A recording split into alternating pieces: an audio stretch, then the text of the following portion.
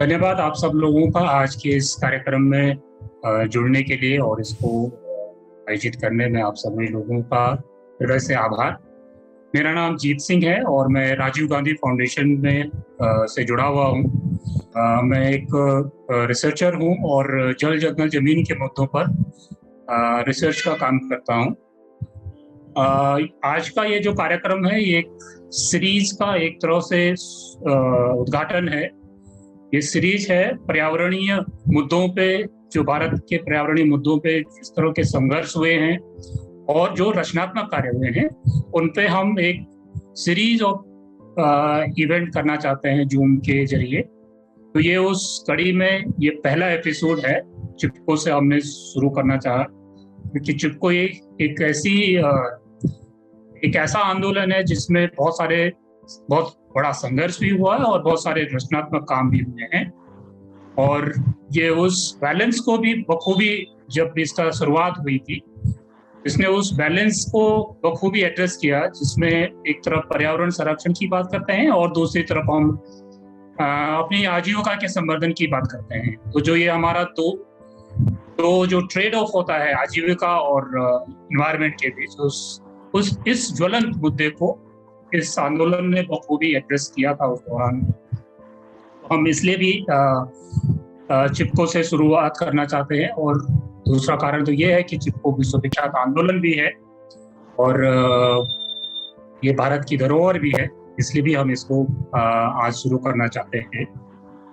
आज के इस प्रोग्राम में हमारे पास 3 मुख्य वक्ता हैं और हमने खास तरीके से उन 3 लोगों को चुना है जो 3 अलग अलग तरीकों से अपनी बात को रखेंगे।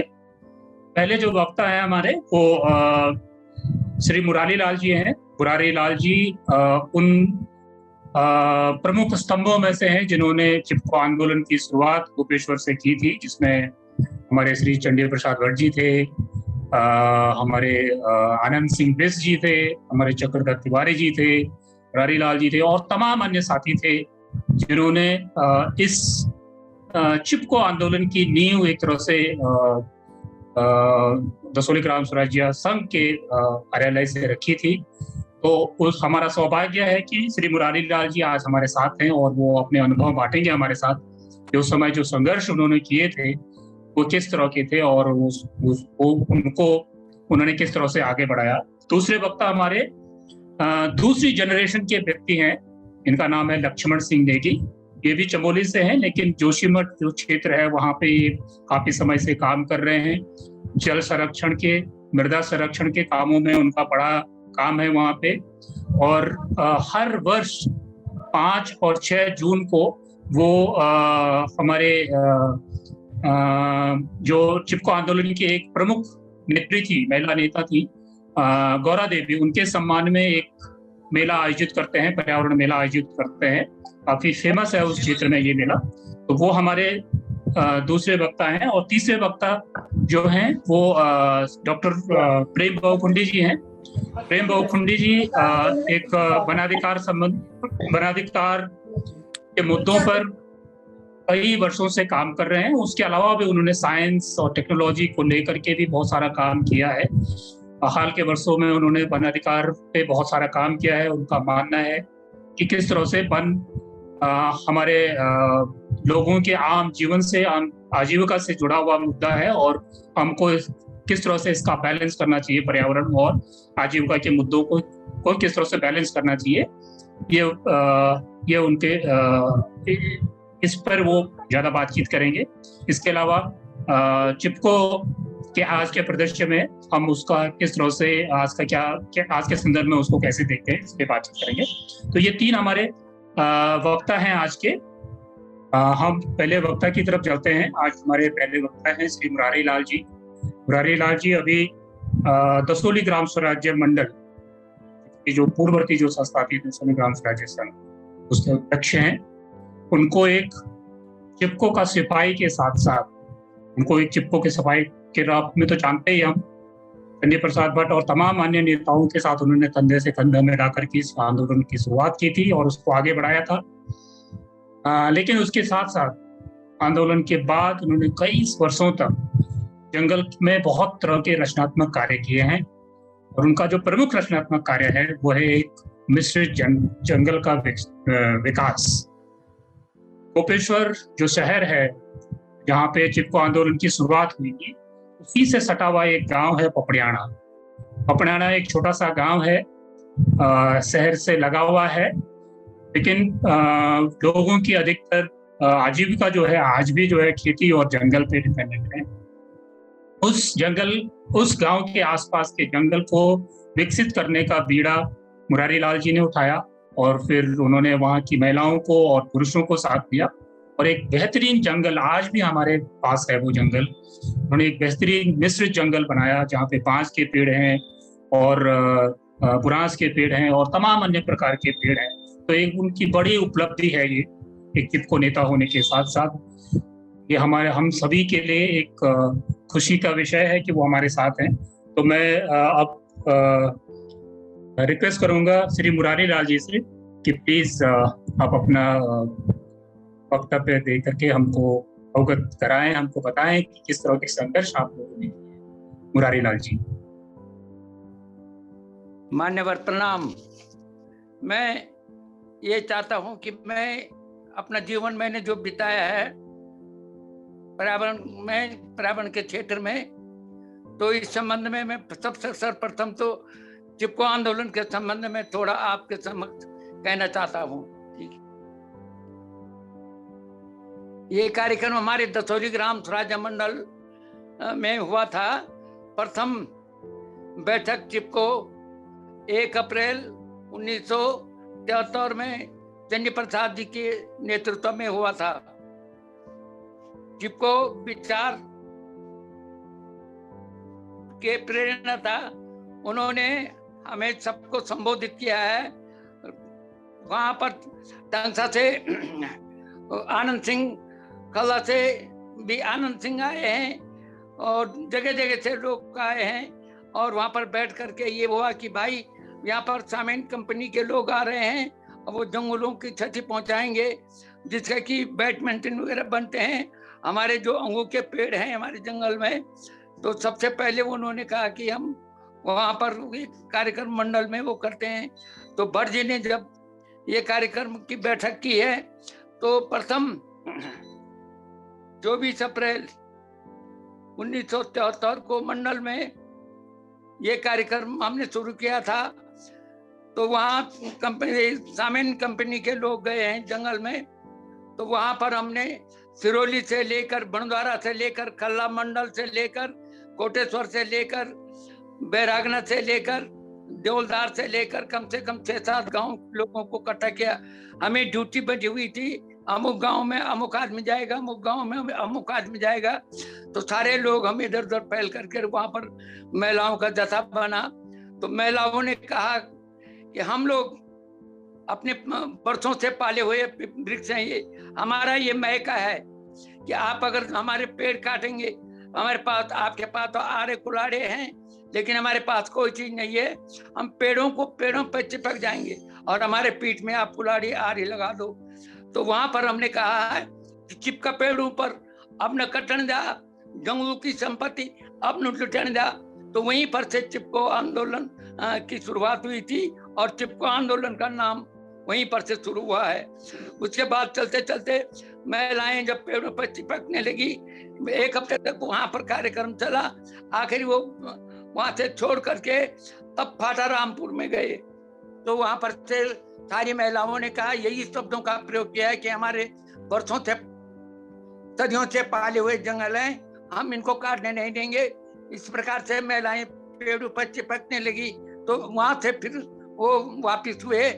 इस प्रकार से हमने जंगलों की रक्षा की है।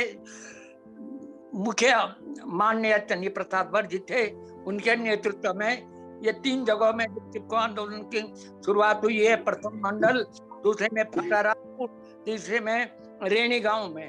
रेणी लाता की महिलाएं उन्होंने इकट्ठा करके और हम बड़ी सफलता करवाई है और हमने पूरा सहयोग वहां पर महिलाओं को दिया है। गाड़ी गांव के ऊपर टिटरी गांव हुआ, वहाँ टिटरी का जंगल हुआ, वहां से घास लकड़ी लाते थे। 8 बजे हम चमोली जा करके 2 ही से करते थे, तब 8-9 बजे महिलाएं घर आती थी। इस प्रकार से मुझे बड़ा दर्द लगा। मैंने भट्ट जी से कहा, भट्ट जी मैंने कहा गढ़वाल में एक कहावत है कि घर के जोगी और बाहर के सिद्ध। घर में तो हम हमारी महिलाएं ऐसा कर रहे हैं और हम बाहर बात कर रहे हैं, लेकिन मैं स्वयं पहले अपना गांव में महिलाओं को सुख सुविधा पहुंचाऊंगा और अपनी नंगी धरती को हरित क्रांति में तब्दील करूंगा। मैंने कहा, मैंने ये संकल्प ले लिया है। तो प्रथम जब मैं बांध की पौध लाया, इधर उधर से ग्वार से एक गांव आता है, तो वहां बंजानी से मैं 50 पौध बांध के लाया हूँ और भट्ट जी के पास आया। मैंने कहा, भट्ट जी कल हमारे यहाँ वृक्षारोपण है, पौध कहाँ से लाए? मैंने कहा, मैं यहीं से लाए हूँ, मेरे बांध के पौध ला रखे हैं, आप साधारण आमंत्रित हैं।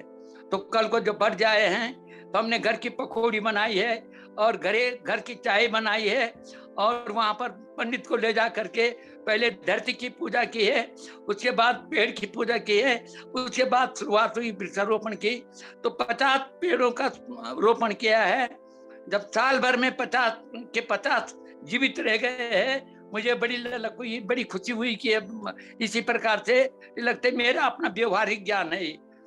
उस प्रकार तब उसके बाद में पोखरी ब्लॉक समन्वयक था। अब बजनू से आ रहा था फरवरी में, तो बांध के बीज पेड़ पर ऐसे जुए हुए थे। मैंने झोला खोला और वो पिट्ठू में रखा झोले का सामान और वो झोला भर के बांध के बीज लाया हूँ और गोलतीर से गोपेश्वर आया हूँ। शाम को मैंने पानी में रखा उसको, तो गलत थे जो ऊपर आ गए और जो बड़े पक्के हुए थे वो नीचे रह गए। सुबह को उनको छान छून करके पुतली बनाई, महिलाओं को कहा कि कुदाल रखो और ये रोपण करना है, बीज का रोपण। उस प्रकार से हमने बीज का रोपण किया है और साल भर में उनमें भी वो अंकुर आ गए हैं। तो इस प्रकार से मैंने काफल का बीज लाया हूँ, बुरांस का बीज लाया हूँ। इस प्रकार से हमारे यहाँ कुछ नहीं था, आज बुरांस काफल अंगूर तक मेरा लगा रखा है। इस प्रकार से गांव के सहयोग से, महिलाओं के सहयोग से, बुजुर्गों के सहयोग से, युवकों के सहयोग से रात और दिन इसी काम में लगा हुआ रहता था। आज जो कि गोपेश्वर के लिए, जनपद चमोली के लिए ये उदाहरण बना हुआ है। और मेरे पास कुछ प्रमाण पत्र भी है, मैं यहाँ पर भाई लोगों को दिखाना चाहता हूँ इसको। और मुझे मेरा सौभाग्य है कि मुझे आज आपके साथ बात करने का मौका मिला है, ये मेरा सौभाग्य है। आज भी 89 वर्ष की उम्र में आपके दर्शन हो गए हैं और अपनी बात, अपनी व्यथा, अपनी जो तीव्रता थी, मेरी जो ललक थी प्रकृति से जुड़ने का और प्रकृति के साथ काम करने का, वो आज मेरा जो धारणा थी वो आज पूर्ण हो गई है। धन्यवाद। मैं आपको सब प्रणाम करते हुए अपनी वाणी को समाप्त करता हूँ। धन्यवाद मुरारी जी। अपने बहुत संक्षिप्त में लेकिन बहुत साफ तरीके से आपने बताया है वो संघर्ष के दिन जब चिपको आंदोलन ने जन्म लिया और उसके बाद जिस तरह के रचनात्मक कार्य हुए हैं। मैंने आपका खुद से आपका जंगल देखा है, जो जिस जंगल की आप बात करें, जिस जंगल को आपने और आपके गांव वालों ने मिलकर बनाया है, उस जंगल को देखा है, वाकई देखने लायक है। और आप सब लोगों से गुजारिश है, अगर आपको मौका मिलता है तो वो जरूर देखना चाहिए। इस जंगल के बारे में अलग अलग जगह लिखा भी गया है। डाउन टू अर्थ ने एक स्टोरी की थी इसके ऊपर। बहुत सुंदर सा जंगल है और उन्होंने बहुत सारे प्रकार के एक्सपेरिमेंट किए उस जंगल में। कहा जब लोगों का मानना था कि उस एरिया में जो है 5 के 5 जो एक इस पश्चिमी हिमालय क्षेत्र के ऊंचाई वाले इलाकों में एक पेड़ है जिसको अंग्रेजी में ओक बोलते हैं। तो वो कहते थे कि उस वाले जगह पे नहीं होगा जहाँ पे मुरारी लाल जी ने वो उसका रोपण किया था। लेकिन आज देख सकते हैं आपको एक बेहतरीन जंगल है। आप लोगों से जब भी मौका मिले तो जरूर देखना चाहिए उसको। हमारे तीसरे स्पीकर हैं डॉक्टर प्रेम बहुगुंडी। ये सामाजिक कार्यकर्ता हैं, राजनीतिक कार्यकर्ता हैं और उससे बढ़कर उनका एक पर्यावरणीय कार्यकर्ता हैं जो पर्यावरणीय मुद्दों पर बहुत समय से मुखरता से अपनी बातचीत रखते हैं, मुखरता से अपने प्रश्न सामने रखते हैं। उसके अलावा वो बहुत सारे आंदोलनों से, पर्यावरणीय आंदोलनों से जुड़े रहे हैं। वन अधिकार को लेकर के उन्होंने तमाम तरह के गोष्ठियां, आयोजन और आंदोलन किए हैं। काफी समय से उत्तराखंड में एक्टिव हैं। इसके अलावा वो एक पॉलिसी रिसर्चर रहे हैं और वन पंचायतों के ऊपर भी उनका काफी गहन अध्ययन है और काम है। तो मैं रिक्वेस्ट करूंगा डॉक्टर बोखुंडी जी से कि आप अपनी बात रखें। धन्यवाद जीत भाई। मेरा प्रणाम सभी लोगों तक पहुंचे।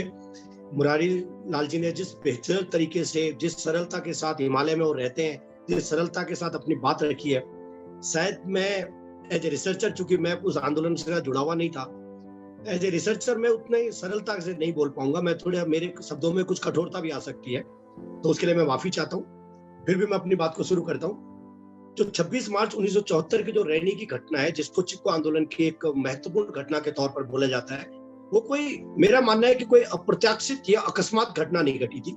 उसके पीछे एक पूरा इतिहास था, और अगर हम उस पूरे इतिहास को देखते हैं, वो शोषण का इतिहास था, वो संघर्षों का इतिहास था, तो वो लगभग 125 साल पहले तक हमको जाना पड़ेगा। और वहां से मैं शुरुआत करूंगा, तब जाके मैं चिपको की आज की परिस्थितियों पर आने की कोशिश करूंगा।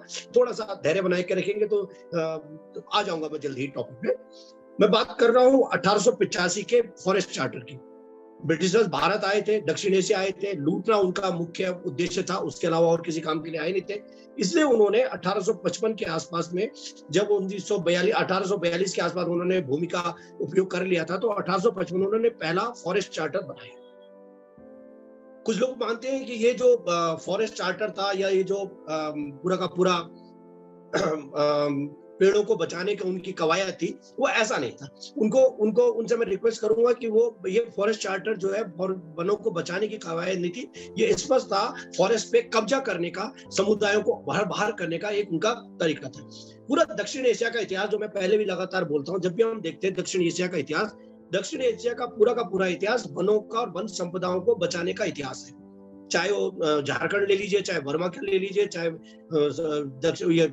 भारत का दक्षिणी भाग हिस्सा ले लीजिए, पूर्वी हिस्सा ले लीजिए, हमेशा ब्रिटिश के साथ जो पहला कॉन्फ्लिक्ट रहा वो फॉरेस्ट रिलेटेड इश्यूज पे रहा, और बाद में ही वही जो है आंदोलन राष्ट्रीय आंदोलन में समाहित हो गए। उत्तराखंड के अंदर अगर हम देखें कि कुली बेगार का जो आंदोलन है, या जो कुमाऊं के जो आंदोलन है, वो बाद में, जिसमें गोविंद बल्लभ पंत जी और बंदित दत्त पांडे जी टाइप के बड़े राष्ट्रीय नेता उभर के आए, वो सारे के सारे इनिशियली फॉरेस्ट के आंदोलन थे, और बाद में ये राष्ट्रीय आंदोलनों में समाहित होते चले गए। तो अंग्रेज लूटने आए थे, मैंने आपको स्पष्ट तौर पे पहले ही बता दिया। फॉरेस्ट चार्टर का जो था, वो पूरी तरह से, उसकी एक खासियत ये थी कि उसने फॉरेस्ट चार्टर वनों को लूटने का तो था, लेकिन उसने स्थानीय जो समुदाय था उसके अधिकारों को पूरी तरह से कटेल नहीं किया, पूरी तरह से खत्म नहीं किया, और माना कि ठीक है, लोगों का भी थोड़ा बहुत अधिकार रहे, ताकि स्थानीय समुदाय भी अपना गुजारा चला दे। लेकिन देखने की बात यह है कि पहली बार दक्षिण एशिया के अंदर, शायद पूरी दुनिया में कह सकते हैं, लेकिन दक्षिण एशिया के अंदर स्थानीय समुदाय जो प्रबंधन करते थे, सदियों से प्रबंधन कर रहे थे वनों का, उस पर पहली बार एक इंस्टीट्यूशनल प्रबंधन ब्रिटिशर्स ने फॉरेस्ट चार्टर के तहत करने की कोशिश करी। इसके बाद अधिकांश टाइम जो वन संपदा थी आदि के लिए जो धार्मिक और हमारा सामाजिक ताना बाना था कि किस तरह से हम अपने उसको बचाते, वो उन्होंने उसको खत्म किया और कहा कि नहीं, अब हम कानून बनाएंगे, उस कानून के तहत आपको चलना। 1856 में पहली बार वन विभाग की नियुक्ति का स्थापना होती है, और अब वन विभाग ऑफिशियली, इंस्टीट्यूशनली वनों के प्रबंधन की जिम्मेदारी उसने ले ली, और जनता से कहा कि अब तुम्हारी भागीदारी लगभग खत्म हो चुकी है। यहाँ से शुरू होते हैं कॉन्फ्लिक्ट। अगर हम पूरे साउथ एशिया के कॉन्फ्लिक्ट को देखें तो यहाँ से शुरू होते हैं, क्योंकि जनता तो उन वनों को पहले से बचा ही रही थी जिन वनों पर इन्होंने कब्जा करने का शुरू किया। और निसंदेह, मैं मतलब उसमें कोई संदेह की बात ही नहीं है कि उनका मकसद बाहरी वनों को बचाना नहीं था।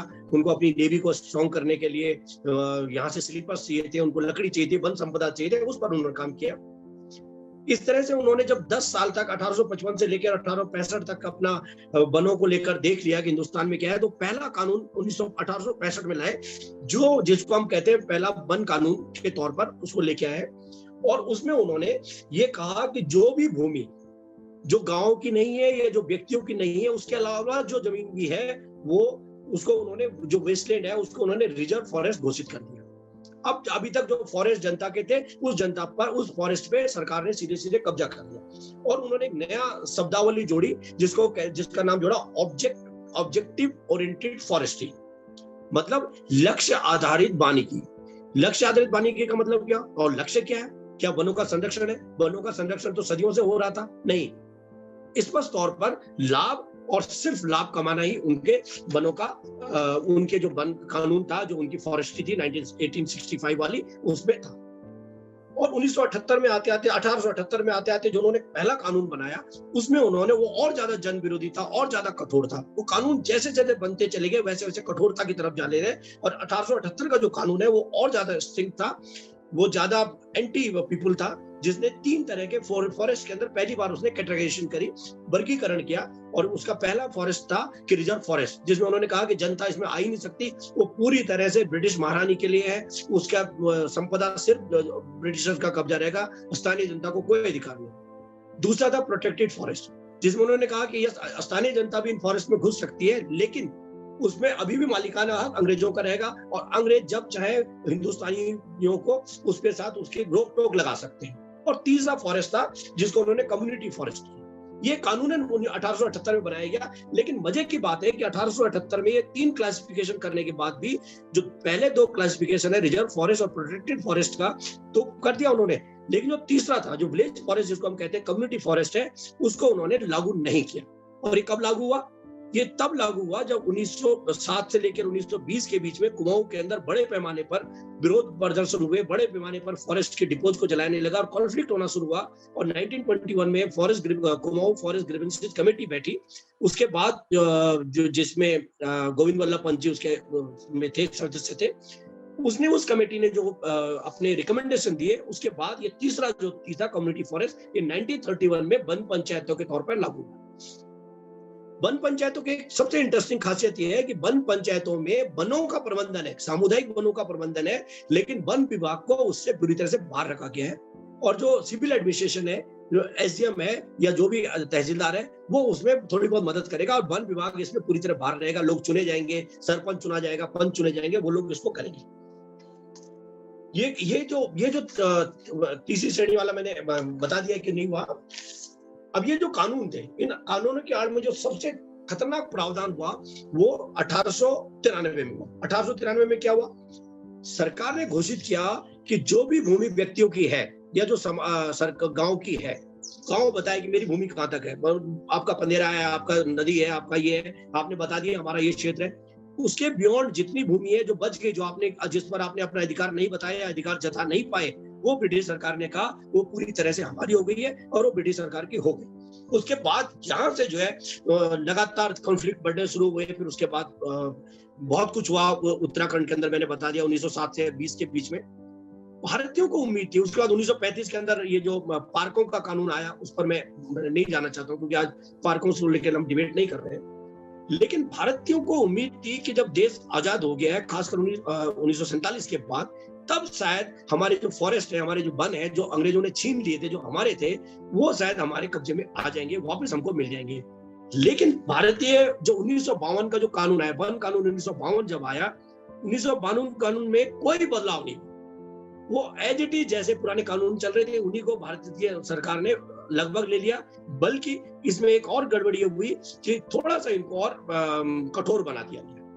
अब समाज को और थोड़ा सा दूर कर दिया गया। जो पंडित नेहरू का जो स्टेटमेंट है, जिसमें उन्होंने कहा कि जो देश के बड़े बांध हैं और जो बड़े कारखाने हैं वो आधुनिक भारत के मंदिर हैं, और दूसरा उनका स्टेटमेंट जो उन्होंने शायद झारखंड में दिया था, वो उन्होंने कहा था कि अगर देश की तरक्की के लिए आपको थोड़ा बहुत सहन करना पड़ रहा है तो उसको भी सहन कीजिए।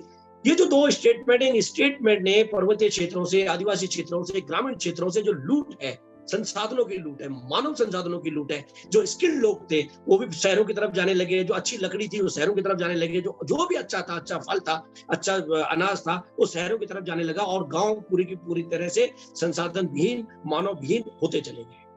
तकनीकी का विकास इस बीच हो चुका था, पानी से हम ऊर्जा बनाना सीख चुके थे, ग्रिड आ चुकी थी, उसने हमारे पानी को शहरों में पहुंचा दिया, नलों के मार्फत पहुंचा दिया, मानव श्रम जाने लग गया, और गांव धीरे धीरे अपना अस्तित्व की जो रक्षा थी उसकी लड़ाई लड़ने लगे, और वो उनके पास एकमात्र संसाधन बच जाता तो वो था फॉरेस्ट। अगर हम सर्वोदय मंडल की बात करें तो जब देश आजाद हुआ, गांधी जी की हत्या तत्काल बाद कुछ महीनों के बाद ही हो गई। नेहरू अपने आप में सबसे बड़े लीडर के तौर पर इस देश में प्रतिष्ठापित हो गए, गांधी के बाद उन्हीं का नंबर था। और जो जिस स्कूल ऑफ थॉट से वो समाजवादी स्कूल ऑफ थॉट की वो बात करते थे, बिग इज बेस्ट, बड़ा ही सब कुछ अच्छा, बड़े कारखाने, बड़े बांध, बड़े चीजें, वो उस पर काम करते थे। जो सर्वोदय है, कई सर्वोदयों को मेरी बात से थोड़ा नाराजगी होती है। सर्वोदय पहले दशक में, आजादी के पहले दशक में थोड़ा शांत बैठे रहे, और तब जाके उन्होंने 60s में जाकर थोड़ी बहुत उन्होंने हलचल बढ़ाई। और हलचल बढ़ाने के बाद उत्तराखंड सर्वोदय मंडल ने 1961-62 के बाद जो काम करना शुरू करा। तो ये जो सारी की सारी बातें मैं बता रहा हूँ, इसलिए बता रहा हूँ कि जो सर्वोदय मंडल का काम है 1960 से लेके और 70 के बीच में, जिसमें उन्होंने गांव-गांव के अंदर वृक्षारोपण की बात करी, गांव के अंदर नशा मुक्ति की बात करी, जहां पर उन्होंने जाति तोड़ने की बात करी, या जो गांधीवादी के सिद्धांतों को उन्होंने लागू करने की बात करी, कुटीर उद्योगों की बात करी, जिसके तहत दसोली ग्राम स्वराज संघ का गठन होता है, वो सारे के सारे गांधीवादियों का बेसिक काम था। उस बेसिक काम की वजह से ही गांव तैयार हो चुके थे चिपको आंदोलन जैसे आंदोलन को करने के लिए। 1971 के अंदर जो बाढ़ आई है अलकनंदा के अंदर, उस बाढ़ के बाद एक बात इंटरेस्टिंग रही कि जो ये इसी तरह की बाढ़ 1800 के आसपास स्विट्जरलैंड में आई थी। स्विट्जरलैंड में उनको बहुत दिन लगे इस बात को लोगों को कन्विंस करने में कि इस बाढ़ का सीधा संबंध यहाँ के पेड़ों की कटाई से है। लेकिन यहाँ शायद लगभग 100 साल बाद की बात थी। यहाँ ये स्थिति आई कि जैसे अलकनंदा में बाढ़ आई तो जो घाटी क्षेत्र थे, रुद्रप्रयाग, कर्णप्रयाग, नंदप्रयाग, इन क्षेत्रों के, देवप्रयाग, श्रीनगर, इन लोगों के, यहाँ के लोगों को ये बात समझ आ गई कि पेड़ों के कटान का सीधा असर बाढ़ के साथ संबंध है, और वो हमारे अस्तित्व के लिए भी खतरा है। वो सिर्फ उन्हीं लोगों के अस्तित्व के लिए खतरा नहीं है जो ऊपरी क्षेत्रों में रह रहे, बल्कि उन लोगों के अस्तित्व के लिए भी खतरा है जो नीचे घाटियों में रह रहे हैं। इसलिए बड़े पैमाने पर इस क्षेत्र के अंदर एक चिपको जैसे आंदोलन की परिकल्पना शुरू हो चुकी थी। 1972 के अंदर कानून आता है, वन्य जीव संरक्षण कानून आता है। उससे और ज्यादा कठिनाइयां पर्वतीय क्षेत्रों में होने लगी, ग्रामीण क्षेत्रों में होने लग गई। इस बीच में जो इंटरेस्टिंग घटना होती है वो मिसेस गांधी का जो भाषण है, जिसमें उन्होंने विकास वर्सेस पर्यावरण की कल्पना करी। दुनिया के अंदर जो पर्यावरण आंदोलन है वो रियो में जो उन्होंने दिया था, उसके बाद जो दुनिया के अंदर पर्यावरण आंदोलन है वो बहुत तेजी से बढ़ने लगे। और 1974 की घटना की बात अभी मुरारी लाल जी ने बता दिया, उस पर मैं जानना नहीं चाहता। हम सब लोग उसको जानते हैं कि क्या हुआ था घटना में, कौन कौन हुआ था, कैसे हुआ था, कैसे रैनी पहुंचे थे, कैसे उन्होंने पहले मंडल के आसपास के जंगलों को साइमन वुड कंपनी को दिया, साइमन वुड कंपनी ने यहाँ लेने की कोशिश करी, किस तरह से दसोली ग्राम स्वराज को उन्होंने 6 पेड़ देने के लिए तैयार नहीं हुए और इनको पूरा का पूरा जंगल दे दिया। जब यहाँ के लोगों ने विरोध किया तो ये लोग फाटा की तरफ उनको दे दिया गया जंगल। वहां पर फाटा के अंदर भी विरोध हुआ उनका, क्योंकि फाटा को भी लगने लगा, वहां के लोगों को, रावत जी थे, उनको लगा कि दिक्कत हो जाएगी। तो फिर तीसरे तौर पे ये लोग बाद में रैनी के जंगलों का अलॉटमेंट किया गया। और रैनी के जंगलों का अलॉटमेंट करते हुए जिस शातिरता के साथ, जिस चालाकी के साथ वन विभाग ने और सरकार ने काम किया कि एक तरफ वहां के ग्रामीणों को गोपेश्वर बुलवा लिया, क्योंकि आपको 1962 का जो मुआवजा है वो मुआवजा दिया जाएगा, इसलिए सारे पुरुष यहाँ आ जाएंगे। एक तरफ उन्होंने चंडी प्रसाद भट्ट जी को धोखे से बुला लिया गोपेश्वर, क्योंकि उस दिन डीएफओ उनके जो वर्कशॉप थी उसमें विजिट करने वाला था। वो जो सातिरपना उन्होंने करा, और जब महिलाएं रैनी गांव के अंदर बच गई थी, तब अचानक से और उसके लोग जाते हैं और वहां पर जाकर वो सारी हरकतें करते हैं, जिसके बाद वो जो 26 मार्च 1974 का जो ऐतिहासिक दिवस बनता है।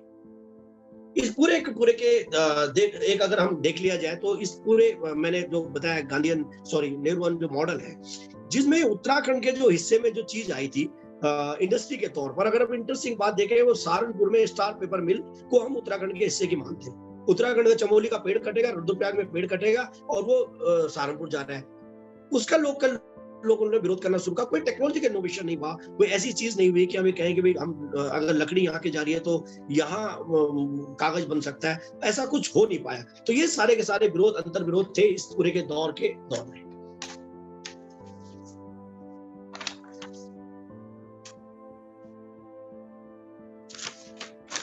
अब ये जो आंदोलन था, इसमें मुख्यतः मैं मानता हूं कि सब लोग अपनी अपनी तरह से अपनी अपनी कल्पनाओं को रखते हैं, लेकिन मेरा मानना है कि इसमें 3 तरह की शक्तियां काम कर रही थी।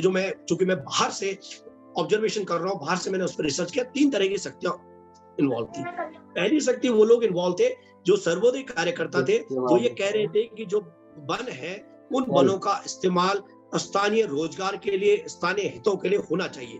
वो पेड़ कटने का सीधे विरोध नहीं कर रहे थे। इसलिए जो लोग इसको पर्यावरण आंदोलन कहते हैं, मैं उनको कहता हूं कि ये पर्यावरण आंदोलन नहीं था, ये वनों पर अपने अधिकारों को सुनिश्चित करने का आंदोलन था। ये कहने का आंदोलन था कि यस, जंगल हमारा है, हमने बचाया है, इस पे इस्तेमाल करने का पहला अधिकार हमारा है। इसीलिए दसोली ग्राम स्वराज संघ ने जो उनकी वर्कशॉप थी उसके लिए लकड़ी मांगी थी। और दूसरे तो एक तो ये वाला ग्रुप था जो चाहता था कि इंडस्ट्रीज लगे पहाड़ों के अंदर। दूसरा ग्रुप था जिसको हम लेफ्टिस्ट का बोल सकते हैं, गोविंद सिंह रावत के नेतृत्व में जो कम्युनिस्टों का था, जो ठेकेदारी प्रथा का विरोध कर रहा था। वो जंगलों के अंदर जो बड़े ठेकेदार थे उनका विरोध करता था, और उन्होंने जो श्रमिक समितियां बना रही थी, श्रम वेलफेयर समितियां कुछ थी उनकी, वो जो बनाई हुई थी, उन्होंने श्रम संगठन बनाए हुए थे, वो चाहते थे कि ठेका इन लोगों को मिले पेड़ काटने का, बाहर के मजदूर ना आए, बड़ा ठेकेदार ना आए, छोटे ठेकेदारों से कटाया जाए। दूसरे तरह के वो लोग थे। और तीसरे तरह के लोग गौरा देवी के नेतृत्व में या बचनी देवी के नेतृत्व में, वो महिलाएं थी जिन महिलाओं को जंगल से सीधा रोजमर्रा का संबंध था। वो पैसा नहीं देख रही थी, वो कुछ और व्यापार नहीं देख रही थी, वो सीधे सीधे रोजमर्रा का मामला था। घास, लकड़ी, पानी, जड़ी बूटी, जंगली सब्जी, फल, ये जो चीजें हैं, ये सारी की सारी चीजें। ये तो तीन तरह की विचारधारा है। अब चूंकि सामने जो खड़ा है वो सरकार खड़ी थी, सरकार के पोषित ठेकेदार खड़े थे और बाहर के मजदूर खड़े थे, इसलिए तीनों शक्तियां इकट्ठी हो गई और इन तीनों शक्तियों ने मिलकर इस प्रतिरोध को, इस आंदोलन को जीवित रखा।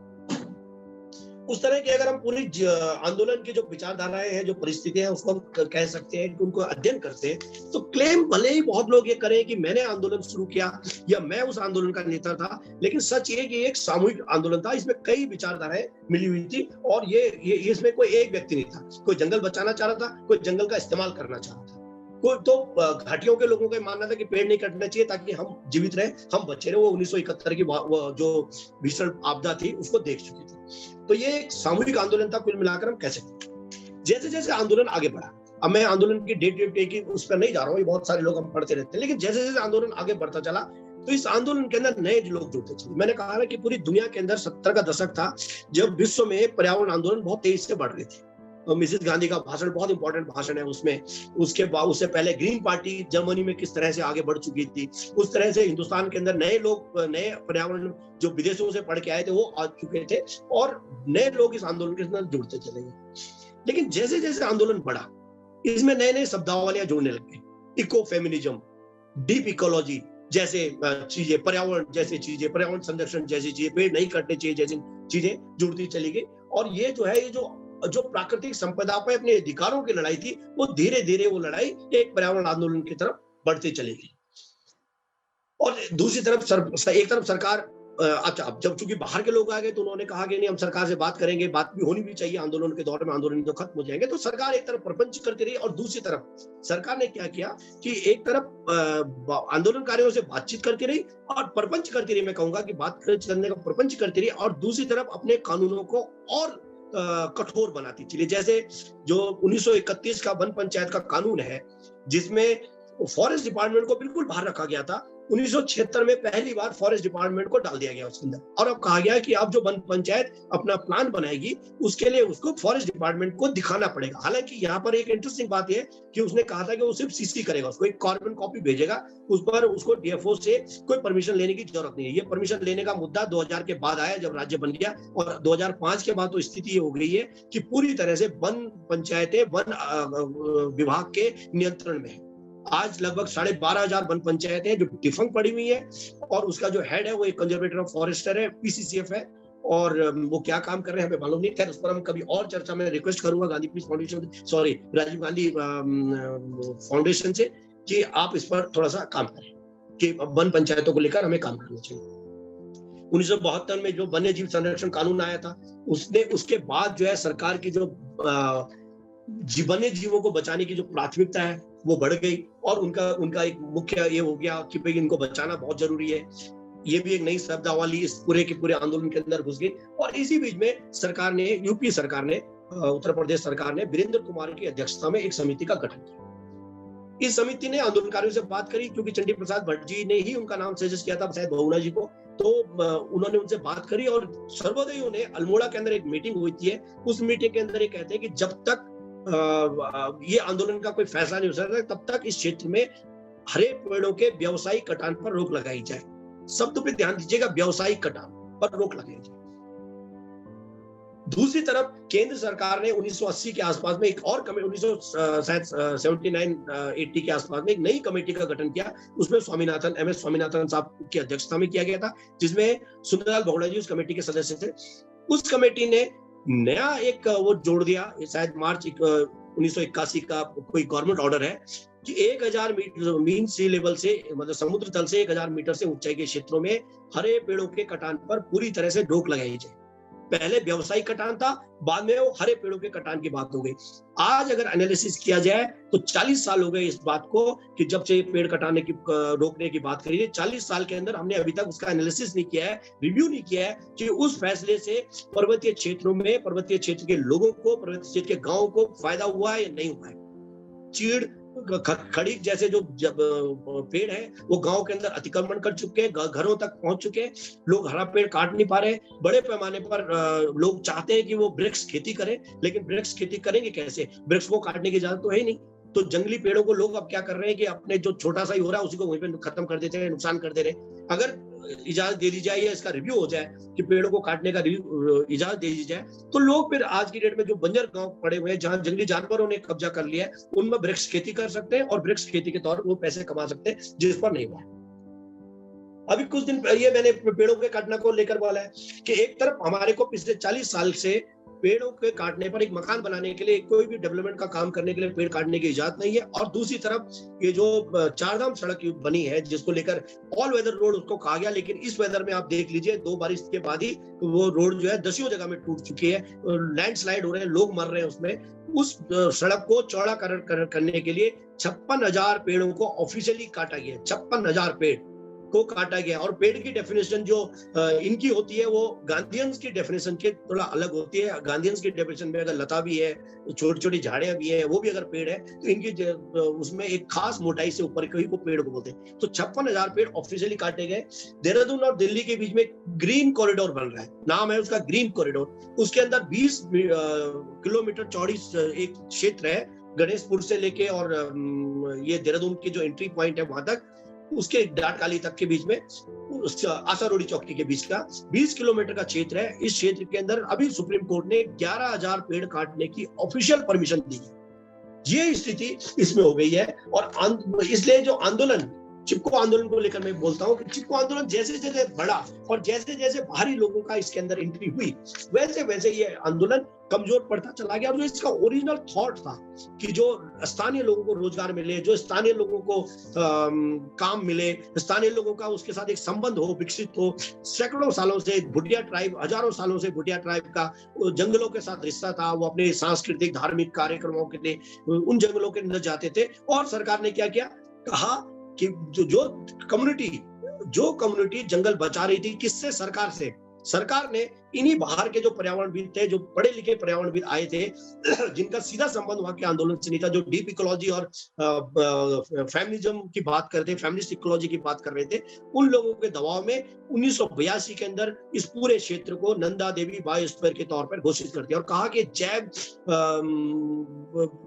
संसाधन यहाँ के बचाए जाने चाहिए और ये बहुत सेंसिटिव जोन है, इसलिए इसके अंदर कोई भी ह्यूमन इंटरवेंशन नहीं होना चाहिए।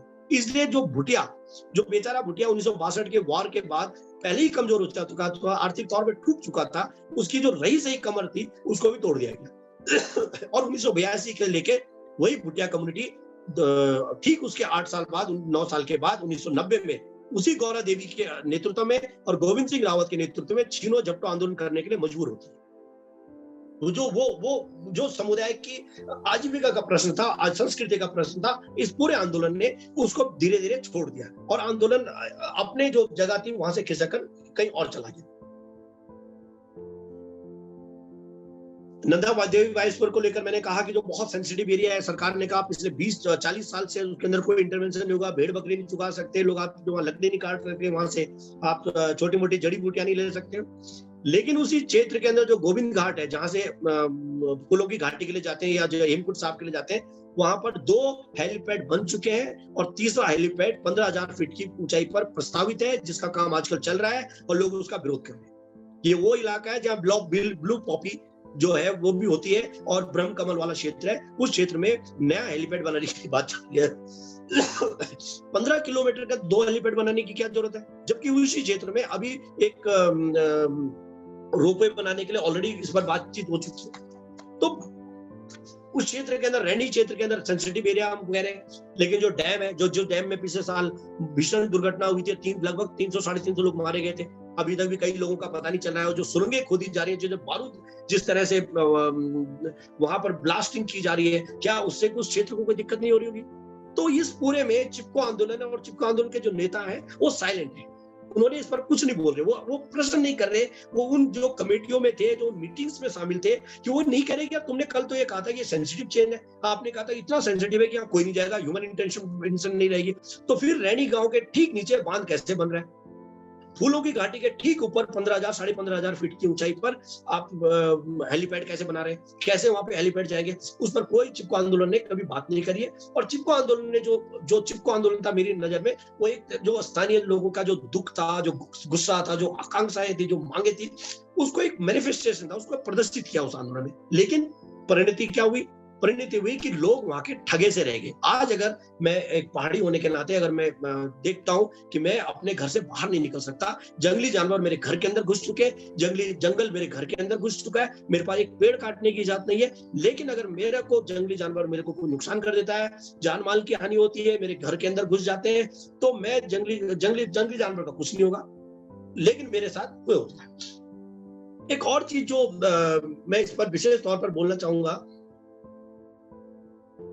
वो है सामरिक महत्व। इस क्षेत्र का एक सामरिक महत्व है। जिस तरह से जंगल से लोगों को भगाया जा रहा है, जिस तरह से जंगल से लोग खत्म किए जा रहे हैं, जंगलों से रिश्ता खत्म किया जा रहा है, ये आने वाले टाइम में इस क्षेत्र की सामरिक जो जरूरतें हैं उसके लिए सचमुच खतरा होगा। जो उत्तराखंड पलायन आयोग ने पिछली बार बोला कि लगभग 1,500 गांव लगभग खाली हो चुके हैं, 1,000 तो मेरे ख्याल से खाली हो चुके हैं, और बाकी के 500-700 ऐसे हैं जिसमें आबादी 20 या 25 हो चुकी है।